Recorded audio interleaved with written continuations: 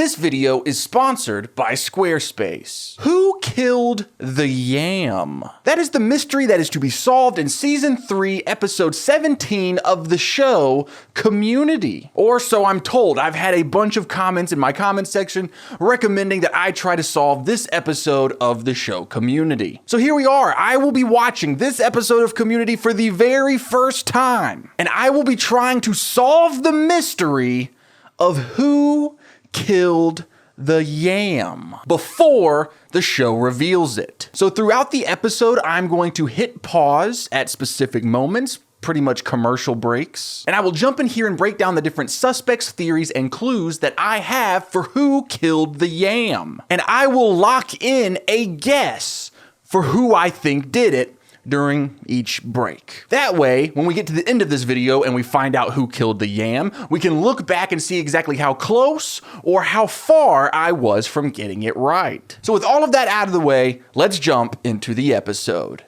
Greendale Community College is represented by two separate yet equally important types of people. The goofballs that run around stirring up trouble, and the eggheads that make a big deal out of it. These are their stories. Before we jump into this episode of Community, I need to tell you about today's sponsor, Squarespace. Having a website for your personal brand, business, or event is a must-have nowadays. And Squarespace's cutting-edge designs, SEO tools, and domains make it easier than ever. You can even get started with Blueprint AI, Squarespace's AI-enhanced website builder, to get a fully custom website in just a few steps, using basic information about your industry goals and personality to generate premium quality content and personalized design recommendations. And then, once published, you can get discovered fast with integrated Squarespace SEO tools.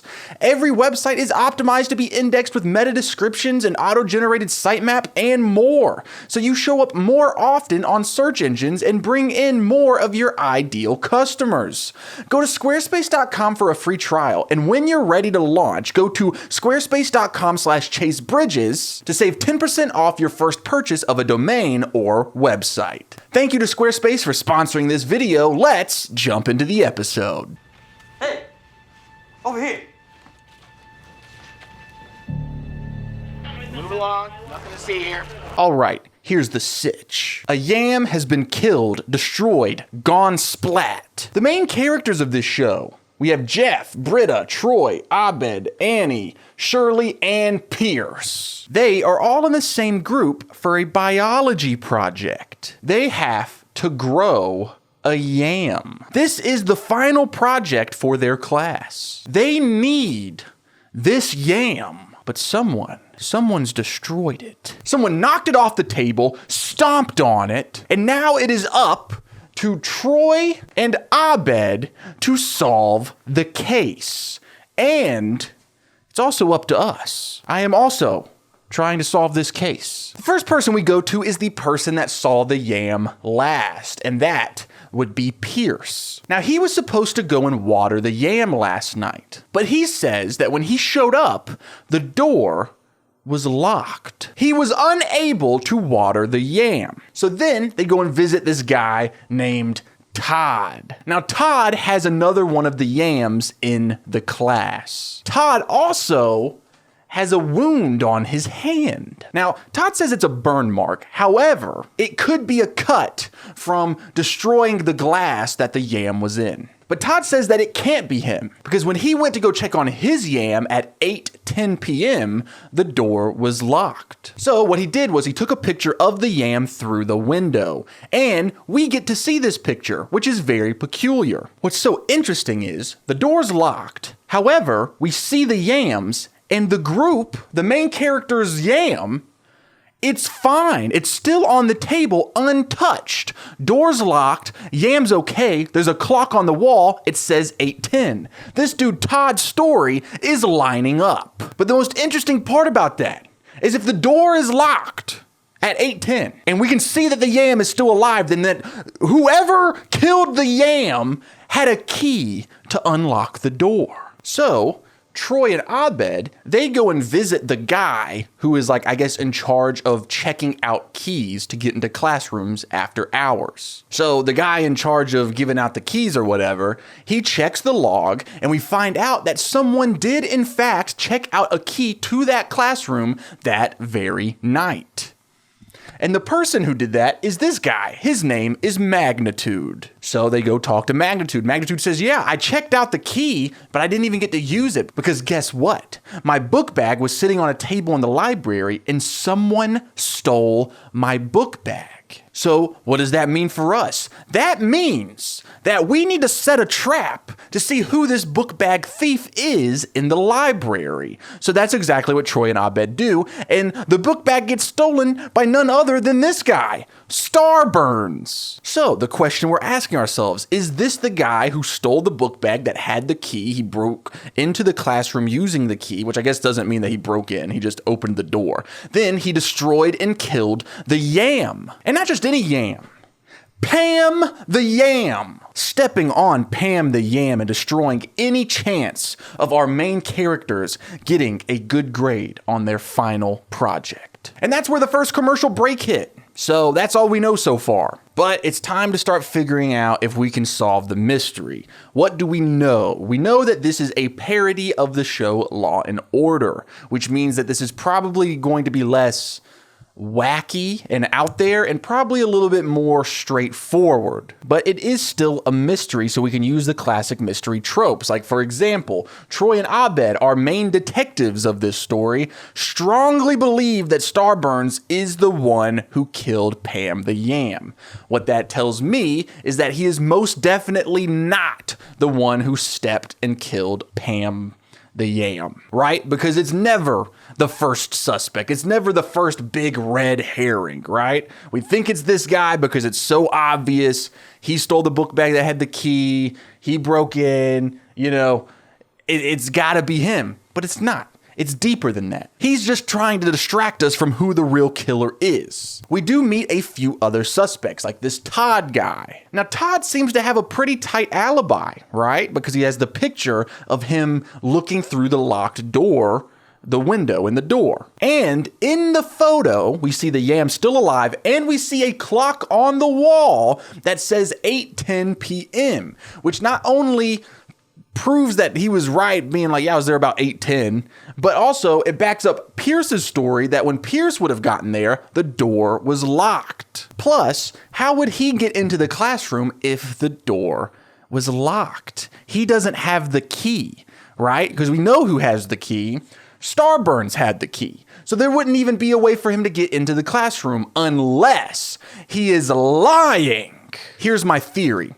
This guy, Todd, went into the classroom way before 8:10, way before the door to the classroom was locked. He walks in, takes the clock off the wall, adjusts the time to make it look like it is later than it actually is, put the clock back on the wall, steps outside, closes the door, it's still not locked, takes the picture, opens the door again, kills the Yam, stomps on it, and then leaves, locking the door behind him. It's the perfect crime. And I do think that that is a really good theory. I do have a few bumps in the road though. Like, what is his motive? He has his own Yam, and his grade is not dependent on if the other Yams thrive or not. So why would you destroy just one out of the several other Yams when it has no effect on your grade? Your Yam is doing just fine.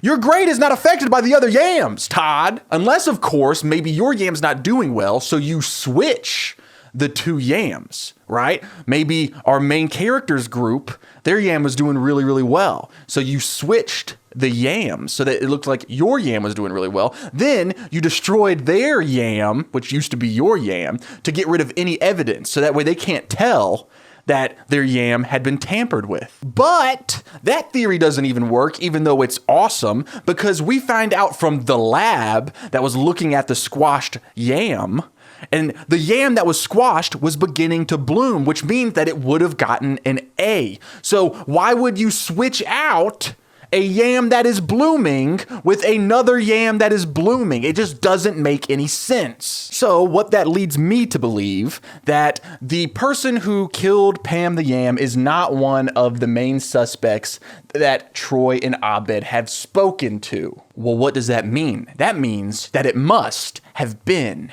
an inside job. Chase, why would they sabotage their own yam and cost them a perfect grade? I don't know. I have no idea, but we're gonna find out. Here are my theories. Right now, I'm focused on Troy and Abed and Shirley. They are the three characters that we have seen the most of in this episode so far. Annie seems to be the most devastated about this yam being killed. Because even though the teacher said that they will get a passing grade due to their yam being squashed, she doesn't want just a passing grade. She wants a perfect grade. She wants an A+. So I don't think that it would be her, right? Because why would she sabotage herself out of getting a perfect grade when we know that the yam was blooming, which means that they would have gotten an A. It's not like it wasn't doing well, and so she tampered with it to try to get a good grade or whatever. Then there's Pierce. I don't think it's him either. Mostly because he doesn't really seem to give a fuck. I don't think he cares whatsoever. And then that points me to the remaining two main characters, which is Jeff and Britta. Now, Jeff doesn't seem very bothered about it at all. He's just happy to be getting a passing grade. And that does make me suspicious, because what if he was tired of whenever it was his turn to take care of this thing? Because we know that they were taking shifts to go and water it at night, right? Because it was Pierce's turn to water it the night before. What if Jeff was sick of putting all this effort into this stupid yam project? So he decides, hey, if I destroy this thing, the teacher will feel bad for us and just give us like a C. Then I don't have to do any more work and I pass the class. That does seem like a solid motive to me. We have not seen much of Britta. She has only showed up in one quick scene and she's like, well, hey, maybe I can use my psychology to, and then they just kind of walk away. They don't seem to really want to deal with her. That makes me wonder if maybe she is the killer. Or maybe it's just the kind of thing where like she's going to show up at the end and help them save the day and solve the case, and they're going to feel bad for brushing her off earlier in the episode. Something like that. All I know is I don't really have a good motive for why she would want to kill the yam like I do for Jeff, which I think I'm really onto something with that. I just don't want to actually do the work. I can destroy it and get an easy grade. But let's not forget my awesome theory about Todd, about how he could go into the classroom, change the clock, go back out, take the picture, you know, the perfect alibi for this crime. But as of right now, I really don't have too much more information, so I'm just gonna kind of lock in what I think is the best theory at this moment, which is I think the motive of Jeff killing their own project to get an easy grade, I think that's funny, and this is a comedy, so that makes the most sense for me. So I'm going to lock in Jeff for who killed the yam in this section of Community. Dead yam, big deal. Order some ketchup. That doesn't make sense. You don't order ketchup. It's a condiment. Okay, I just watched until the next commercial break, which was just another 5 minutes. So we've officially hit the 13-minute mark in this 20-minute episode. So this is probably the last time that we'll get to check in, which means that whatever we lock in for this section, we gotta nail it. If we want to solve this thing, we have to make sure we really nail it right here. And in this part, we get some pretty big developments. That gives us some pretty major information. I'm feeling good about it. So Jeff tells Troy and Abed to go and check out Star Burns' locker. They do, and they find a whole bunch of stuff that was stolen from the biology lab. So now Star Burns is panicking because he was going to be using all of this stuff from the bio lab to make a meth lab in the trunk of his car. And now he's concerned because if Troy and Abed snitch on him, he's going to be in major trouble. So he decides to just tell them what he saw that night. He said that he left the door open to the lab and saw Todd go into the room. He heard Todd break something, cut his hand, and run out of there. Very, very interesting. Another thing that's interesting about this episode is we have now officially switched from our head detectives, and now we're following our two attorneys. We're following Jeff and Annie. It is switching to like a courtroom drama now, a la Law and Order. A Law and Order. A Law and Order. You get what I'm trying to do. So our two attorneys, they take the case to their teacher and the school's principal, and this is all leading up to a big courtroom moment where they will be pleading their cases. Todd and Jeff and Annie will be pleading their cases to their class, and their class will decide who is guilty. Well, I guess if Todd is guilty or innocent is what they will be deciding. But the really important part that I picked up from this conversation that Jeff has with the principal of the school is this line of dialogue. When Todd smashed that yam, we got an A taken from us. We want it back. So let's keep that in mind. The trial will be happening when we get back from the commercial break. And it's looking pretty solid that Todd is guilty. There was a witness. Todd cut his hand, and we found out that Todd's yam never sprouted. So that does involve a bit of a motive, even though I still don't understand why destroying one out of like the 10 other yams was going to help his grade. So it just doesn't make any sense that he would be the one that killed the yam. So I'm going to double down on my Jeff theory that I locked in the last part, especially with that line of dialogue we talked about. Remember, we had an A taken from us. We want it back. If my theory was correct and Jeff smashed their own yam to get a passing grade, now he's in an even better situation, because if he does a good enough job at the court case and he's able to convince his class that Todd smashed their yam, even if he didn't, then not only does he get a passing grade for no work, he gets an A,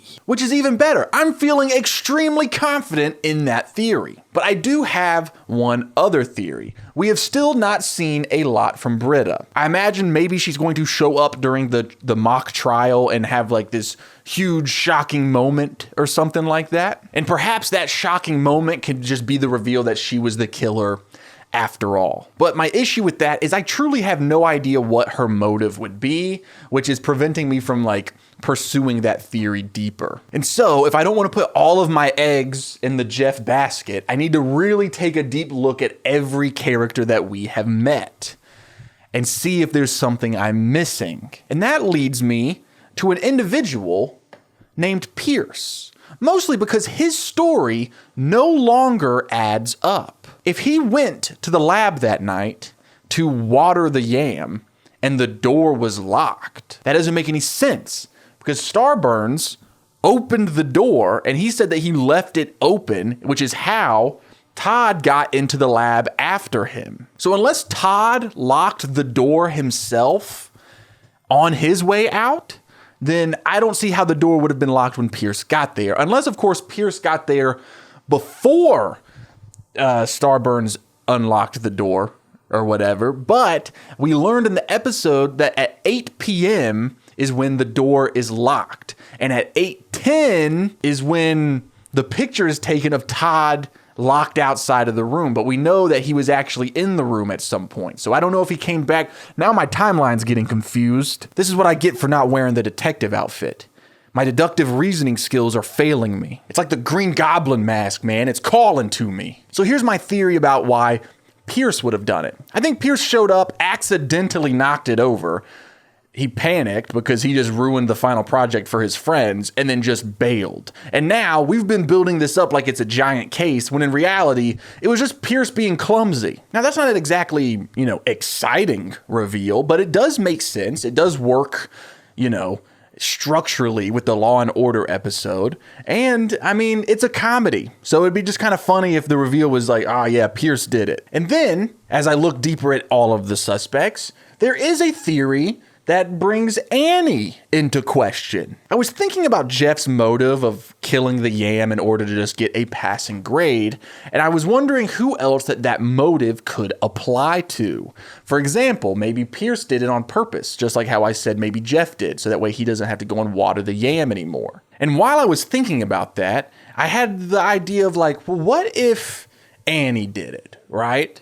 Now, obviously, she wants a perfect grade. Why would she even do that? And then I was like, well, what if it was an accident? What if she accidentally knocked over the yam? After all, Annie is the one who found it smashed on the floor. She accidentally destroys the project. She freaks out because she can't handle having anything less than a perfect grade. So she creates this giant concoction of a mystery in order to try to get herself a perfect grade, even though she ruined it for all of them. Now, that does not explain how Starburns heard Todd break something and cut his hand.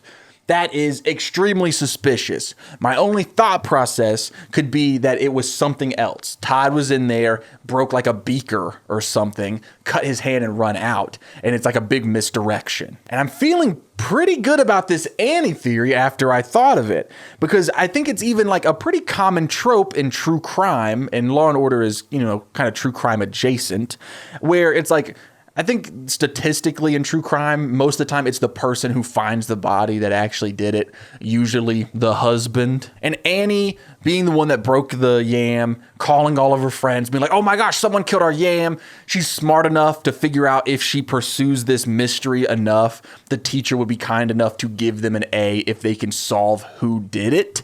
She even is the one that brings up that idea in the first place of like, if we can find out who did it, he'll give us an A. And Jeff was like, he never said that. But then later on, he does say that. But there's not a lot of clues or evidence that points to Annie the same way that it does with the Jeff theory.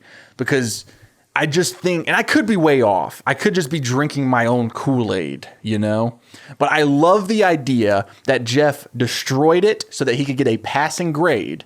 And then when the opportunity was handed to them, hey, if you can do this court case and you can prove that this guy did it, I'll give you not just a passing grade, I'll give you an A. And now he's like, this is the perfect situation. I killed the yam, and now I'm going to get an A for it. So I really like that theory. That is the theory that I'm going to be locking in. So let's go watch the last little bit of this episode and find out if we solved who killed the yam. Any possibility it happened naturally? Sure. Big gardener's Joseph Mangala. Look at the root system. This level of smushing is consistent with someone stepping on the yam after it was dropped. So whoever did this was angry. Jesus, this reveal was all over the place, dude. We're watching the trial in front of the class, and Todd actually confesses to killing the yam. He says it was an accident. He picked up the jar to look at it. The jar burned him, and he dropped it. And when this happened, I was like, oh shit, this video is gonna be so lame, dude. What kind of reveal was this? But then Jeff pulls Annie to the side, and he's like, I don't think Todd did it. He's like, why would the jar burn him? Doesn't make any sense. So Jeff gets up and he starts talking to the jury. And we find out that the jar was hot because someone has been putting boiling water into the yam jars. And that caused us to get, dare I say it, boiled yams. So yes, Todd did accidentally drop the yam and kill it. But just dropping it wouldn't have crushed a solid, healthy, blooming yam. It was just a small drop, but the fact that the yam was boiled meant that when it hit the floor, it squished. And Jeff starts testing other yams, and all of the yams are squishy. And while this is happening, I'm like, holy shit. Who could have snuck in there each night and put boiling hot water in all of the yam jars? And why would you do that? And I'm racking my brain. I'm trying to think, what did I miss? Who would have done this? There's got to be a suspect I'm missing. And that's when it happens. We find out that all of the yams have been boiled, except for one. Vicky's. Now, we did not ever meet Vicky in this episode, so I was once again very disappointed in the reveal. There was no chance of me to solve this. But then it happens again. Someone else stands up and confesses. Vicky's boyfriend, Neil. He did it so that everyone else would get a bad grade except for her, so that way it would be like a curved grading scale. She wouldn't have to go to summer school. And I know what you're probably thinking, Chase, we didn't see Neil in this episode either. You should be just as disappointed, but that's not true. You want the truth? You can't handle the truth. We met Neil. Guess where we met Neil? Neil is the guy who is in charge of checking out the keys to the classroom. So when Troy and Abed went to the guy to figure out who checked out the key to the classroom that night, we met Neil. Now, I did not realize Neil was in their class. Maybe I overlooked it. Maybe I wasn't paying attention enough. I just thought that this was some random character to tell Troy and Abed that Magnitude is the one that checked out the key. I didn't realize that he was in the class. If I did, maybe I would have looked into him. But it's completely there. It is solvable. I never once thought to look into the guy who has access to all of the keys to the classrooms. That's who would have been able to get into the classroom without getting caught, because he wouldn't have had to put it in the logbook that he checked out the key. So I did not solve it. I did like my theories that I came up with, the Jeff one and the Annie ones in particular. But hey, this was still a really fun mystery. It was a really fun format. I loved the twists and turns. It was only a 20-minute episode, and they packed a whole lot of suspects and clues and stuff in that 20 minutes. I do wish, and again, I could have overlooked this, I would have really liked to have seen Neil. Oh, I threw the picture. I would have really liked to see Neil in the classroom with them at some point. And again, I might have just overlooked it, but that would have helped just a little bit make this a bit more solvable. Thank you again to Squarespace for sponsoring this video. I have links down below for Patreon and all that good stuff. All right, dope.